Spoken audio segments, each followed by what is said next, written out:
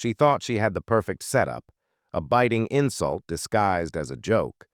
But in mere seconds, Donald Trump flipped the script, leaving her scrambling to recover on live TV.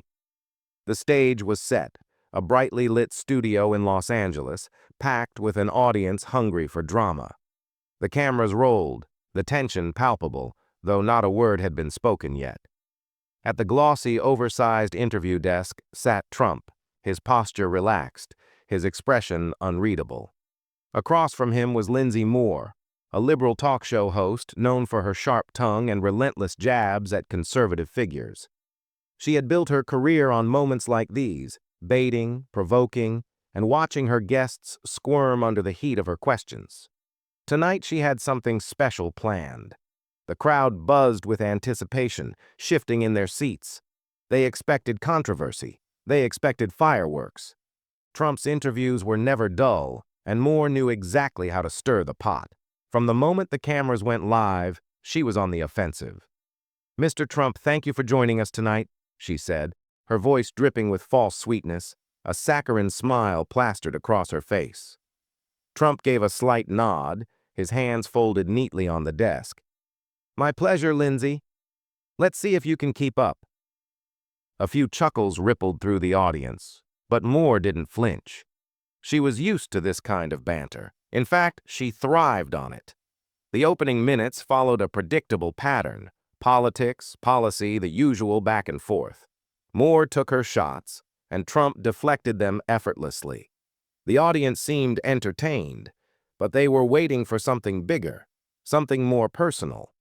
And Moore was about to deliver.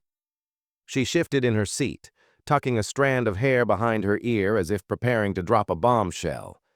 Then, with a casual air, she leaned forward, her eyes gleaming with something just short of malice.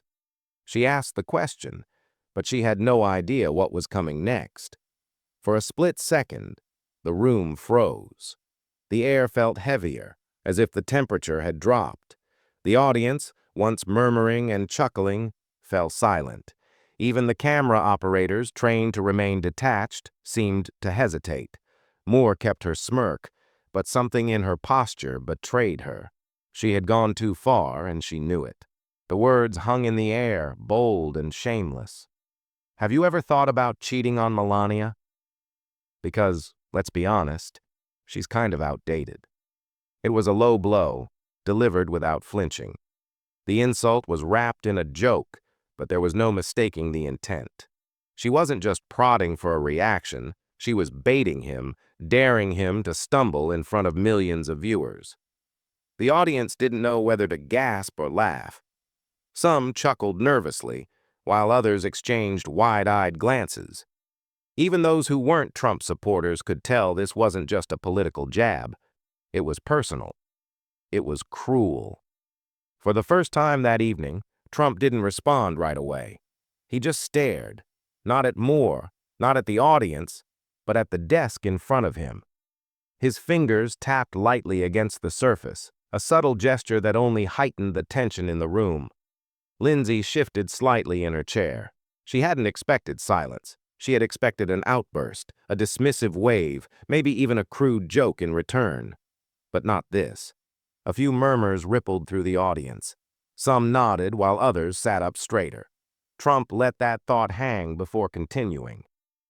"You'd have CNN running a special about how I'm a misogynist before I even left this building. The headlines would be screaming and you'd be leading the charge, wouldn't you?" Then, slowly, Trump lifted his head. His expression was unreadable, a mix of amusement, disbelief, and something sharper. When he finally spoke, his voice was steady. "Let me get this straight," he began, pausing just long enough for the weight of his words to settle. "You're sitting there, on national television, calling my wife, the former First Lady of the United States, outdated?" The word lingered in the air, sharp as a blade. Somewhere in the crowd, someone muttered, "Damn." Moore gave a half-hearted shrug, clearly trying to maintain her composure. "Oh, come on, Donald," she said, forcing a laugh. "It's just a question. Lighten up." Trump leaned forward slightly, his eyes locked on hers. "It's not a question, Lindsay, it's an insult. But let's pretend for a second that you actually meant it as a real question." The smirk on her face wavered. Trump gestured toward the audience. "Imagine if I flipped it around. Imagine I was sitting here with a married female politician, a Democrat, of course, and I asked her, 'Hey, have you ever thought about cheating on your husband? Because, let's be honest, he's kind of outdated.'" A few murmurs rippled through the audience. Some nodded while others sat up straighter. Trump let that thought hang before continuing. "You'd have CNN running a special about how I'm a misogynist before I even left this building. The headlines would be screaming, and you'd be leading the charge, wouldn't you?" Moore opened her mouth to respond, but no words came out. Trump wasn't done yet. "Let's talk about outdated," he said, his voice steady. "Melania Trump speaks 5 languages. She's been a successful businesswoman. She was the First Lady of the United States. And you, a feminist, a champion of so-called women's empowerment, you sit here and try to reduce her value to an expiration date." Moore shifted in her chair, forcing a small smirk. "Oh, come on, Donald. It was just a joke." Trump tilted his head. "A joke? Well, let me ask you something, Lindsay. Do you have an expiration date?" The smirk vanished. The audience made a sound, half gasp, half murmur. Moore's fingers twitched slightly against the table. She was calculating, scrambling for a way to spin this back in her favor. Trump didn't wait. "You want to talk about outdated like it's some kind of punchline? Let's be real here. If a conservative man had sat in this chair and called Michelle Obama outdated, you'd be calling for his career, his job, his head on a plate." A flicker of something crossed Moore's face. She knew he wasn't wrong, but Trump wasn't done. "You know what's really outdated, Lindsay?" He gestured vaguely around the set. This tired, lazy, recycled strategy of trying to humiliate conservative figures by attacking their wives, their families, their marriages. When you can't take me down, you go after the people around me." Moore shook her head, laughing lightly. "Oh, please, Donald."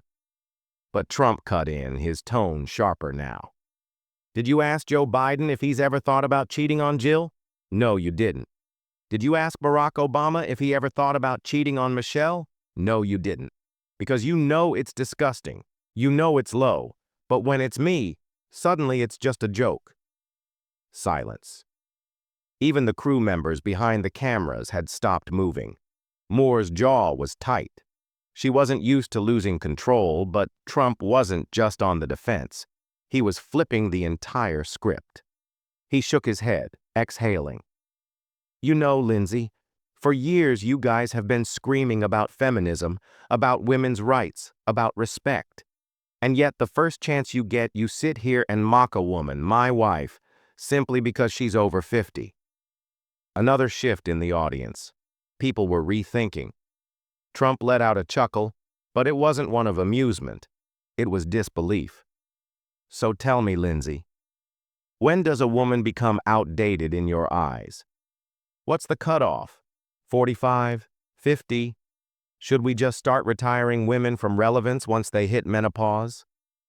Moore had nothing. Her mouth opened, but no words came out. The audience was no longer with her. She had thrown a punch, expecting Trump to stumble. Instead, she had given him the moment of the night. But the fallout was just beginning. As the interview wrapped up, the studio was eerily quiet. The audience, once buzzing with excitement, now sat in stunned silence. Moore tried to salvage the moment, forcing a smile and attempting to steer the conversation back to safer territory. But the damage was done. The clip of Trump's takedown began circulating online within minutes, and the internet exploded. On social media, the reactions were immediate and polarizing. Conservatives praised Trump for his composure and his defense of Melania. "Lindsay Moore just played herself," one viral tweet read. "Imagine thinking you could outwit Trump on live TV." Meanwhile, liberals scrambled to defend Moore, accusing Trump of bullying and overreacting. "It was just a joke," one commentator wrote. "Why can't he take a little criticism?" But the tide was turning. Even some of Moore's usual supporters began to question her approach. "I'm no fan of Trump," one viewer tweeted, "but that question was way out of line. Since when is it okay to attack someone's spouse like that?" The backlash against Moore grew louder by the hour. Media watchdog groups called her out for sexism and hypocrisy. "This is exactly what's wrong with the media," one op-ed declared. "They preach about women's rights, but the moment it's a conservative woman, all bets are off." By the next morning, the headlines were brutal. "Lindsay Moore under fire for disrespectful question about Melania Trump," read one. "Did Lindsay Moore cross the line?" asked another. Sponsors of her show began pulling their ads, and the network was in damage control mode. Moore tried to defend herself, posting a carefully crafted statement on Instagram. "As a journalist, I ask tough questions," she wrote. "I regret if my words were misinterpreted, but I stand by my right to challenge public figures." It didn't help. The internet wasn't buying it. "Classic non-apology," one commenter wrote. "You regret that people noticed your hypocrisy, not what you said." Within days, Moore's career was in freefall.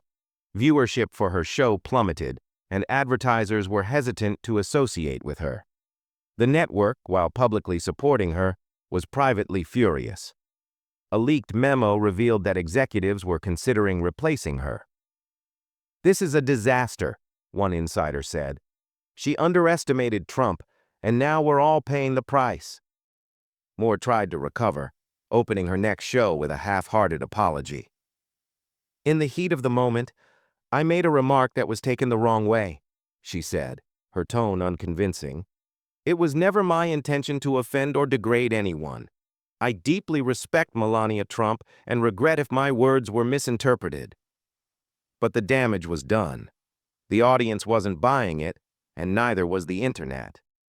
"Too little, too late," one viewer tweeted. "You showed your true colors, and now you're trying to backtrack." By the end of the month, Moore was on vacation, though rumors swirled that it was a quiet suspension, or worse. "She's done," one industry insider said. "No one's going to touch her after this." The incident sparked a broader conversation about media bias, double standards, and the treatment of women in the public eye. "This isn't just about Lindsay Moore," one commentator wrote. "It's about the way powerful women, especially conservative ones, are treated. If this had been a liberal woman, the media would be calling it sexism. But because it's Melania, they laugh." Even some on the left admitted that Moore had crossed a line.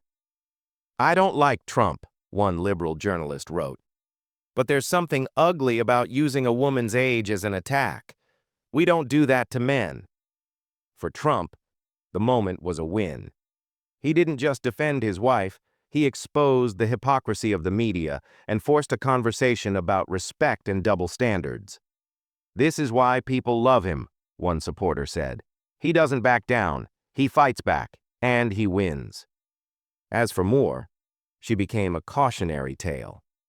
"She thought she could land a punch and move on," one analyst said, "but she walked into a storm she wasn't prepared for, and now she's paying the price."